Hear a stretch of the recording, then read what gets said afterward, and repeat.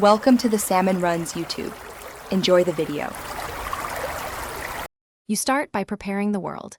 Enable cheats or open to LAN so you can run commands. Once done, choose vanilla commands for simplicity or opt for a mod like Optifine if you prefer a permanent client change. Now press T to open chat. This is your control point. Make sure the world is saved and you're in survival or creative. Commands work in either. Next, you'll run a command that changes how light is perceived in-game, and I'll explain why that works. You now apply the change. For vanilla, type /effect give it S Minecraft, night vision 1,000,001 true. This forces full brightness by altering how the game renders darkness, and it lasts effectively indefinitely. If you prefer a client-side fix, install Optifine and enable full bright or increase gamma in video settings.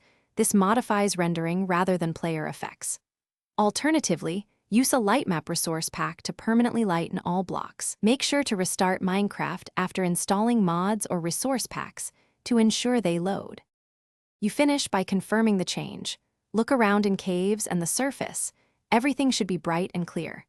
To remove vanilla brightness, run /effect clear at S night vision. For mods, disable or uninstall Optifine and restart.